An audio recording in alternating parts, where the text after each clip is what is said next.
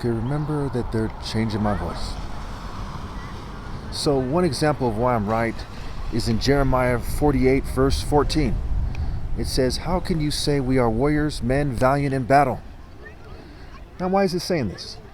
Okay, I was kind of cut off last time when they used technology, and of course that means nothing. It's to their extreme disgrace. God is going to triumph no matter what, and I'm going to triumph no matter what.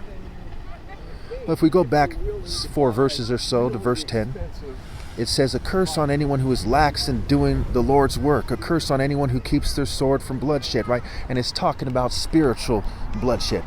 Proverbs 18:9, "One who is slack in their work is brother to one who destroys."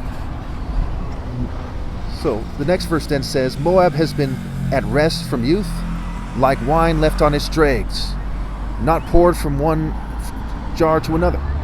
She has not gone into exile, so she tastes as she did, and her aroma is unchanged. But Jazer Cudman declares the Lord, when I will send men who pour from pitchers, and they will pour her out. They will empty her pitchers and smash her jars. Then Moab will be ashamed of Chemosh," right, the idol, "as Israel was ashamed when they trusted in Bethel," which is like the word Bethlehem. So Jesus interpreted the wrong way is a false idol. Jesus interpreted the right way is the Royal African Falcon top martial artist in the spirit of universal pinpoint and moral precision, because that's the truth. That's the truth of the situation. So again, it says, "Then Moab will be ashamed of Chemosh, as Israel has been ashamed when they trusted in Bethel. How can you say we are warriors, men valiant in battle?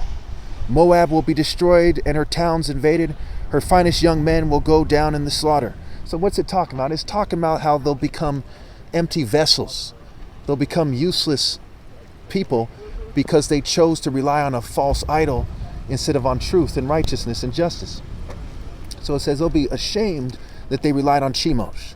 Just like people who relied on Nebo and Baal, okay, and Marduk and Zeus and so on and so forth, because they relied on a false idea. The idea that something is magically glorified in truth instead of God is a false idea. So the idea that Zeus is either a god or something that can replace God is a false idea, and it costs people dearly. So we see the nations of the world, including America, including Israel, all the nations of the world. We see the terrorist organizations of the world, Hamas and Hezbollah and whatever else, right?